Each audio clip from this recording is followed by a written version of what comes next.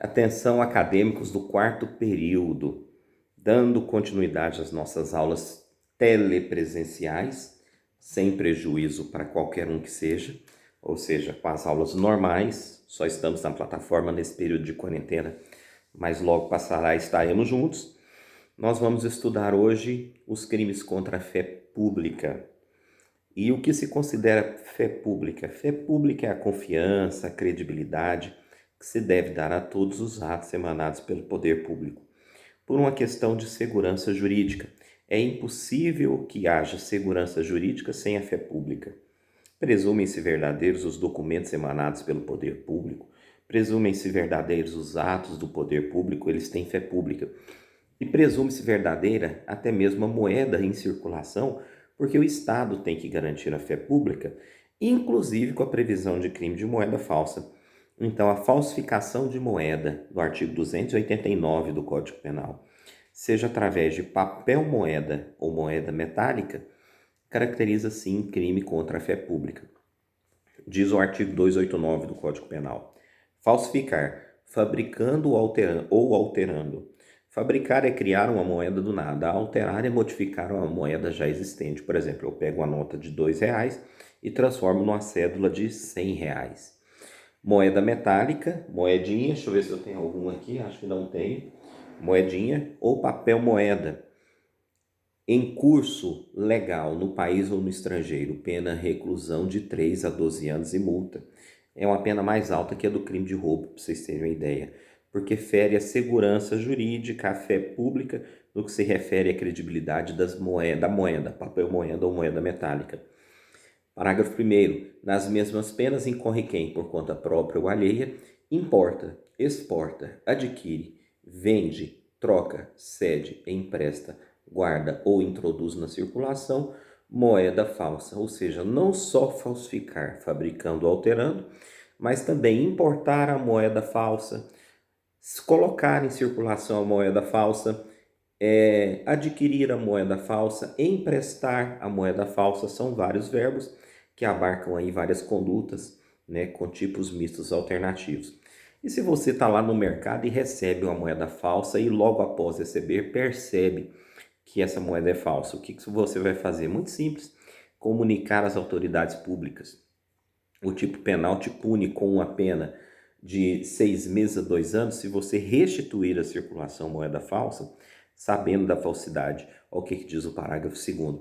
Quem tendo recebido de boa fé como verdadeira moeda falsa ou alterada e a restitui à circulação depois de conhecer a falsidade, é punido com detenção de 6 meses a 2 anos e multa. Então você recebeu moeda falsa e depois percebeu, obviamente vai ligar, né? vai procurar uma unidade policial e vai comunicar à autoridade policial o recebimento dessa moeda falsa. Jamais você pode restituir essa moeda em circulação sob pena de praticar crime, ou seja, acionar aí a autoridade policial. Parágrafo 3º, é punido com reclusão de 3 a 15 anos o funcionário público, aqui já é crime próprio, ó. Funcionário público, diretor, gerente ou fiscal de banco ou emissão, que fabrica, emite ou autoriza a fabricação de emissão. No caso do Brasil, gente, só a Casa da Moeda Brasileira, né? Que está lá no Rio de Janeiro, se eu não me engano, é uma autarquia federal que fabrica moeda. Então, se os funcionários da Casa da Moeda, contra a determinação legal, inciso 1º, se eles autorizam fabricação de moeda com título ou peso inferior ao determinado em lei, é crime de 3 a 15 anos. Inciso 2, de papel moeda em quantidade superior à autorizada também é crime. Ou seja, essas pessoas, funcionários públicos, não podem se utilizar da estrutura do poder público para fabricar moeda acima do previsto em lei. E qual é a quantidade de moeda? Somente lei federal pode definir o que a quantidade de moeda a se circular, porque a moeda representa o PIB, né? A riqueza de uma nação. E parágrafo 4º, nas mesmas penas incorre quem desvia e faz circular moeda, cuja circulação não estava ainda autorizada. Eu espero que vocês estejam acompanhando aí a leitura comigo, mas isso aconteceu na época da mudança do Plano Real, né? Antes, né, se eu não me engano, eu acho que era o RV, só que o Cruzeiro, o Cruzado havia virado o RV, foram vários planos econômicos, Muitas cédulas de real estavam nas unidades bancárias e eram para entrar em circulação no primeiro dia de janeiro de um determinado ano, 94, 95, e muitos bancos anteciparam por conta própria. Todos praticaram crime, vejam bem, nas mesmas penas incorre quem desvia e faz circular moeda cuja circulação não estava ainda autorizada. Então, todas essas figuras que nós acabamos de ler aqui no 289 são crime de moeda falsa. Vamos aproveitar aqui, porque estamos em 5 minutos e 29 segundos, ainda temos um tempo. Crimes assimilados ao de moeda falsa. Formar cédula, nota ou bilhete representativo de moeda com fragmentos de cédulas, notas ou bilhetes verdadeiros. Sair criando moeda que não existe com pedaços de outra existente para dar uma aparência de verdadeiro. Suprimir em nótulas, nota, cédula ou bilhete recolhidos para o fim de restituídos à circulação, sinal indicativo de sua inutilização. Os bancos faziam no passado muito isso, hoje não é tão comum, né? Colocavam sinais, carimbos dizendo que aquela nota não era mais válida. Ou restituir à circulação cédula, nota ou bilhete em tais condições ou já recolhidos para o fim de inutilização. Notas ou cédulas inutilizadas pelos bancos que devem ser destruídas e que até mesmo o funcionário do banco pega aquela cédula e restitui. Crime, reclusão de 2 a 8 anos e multa. Parágrafo único.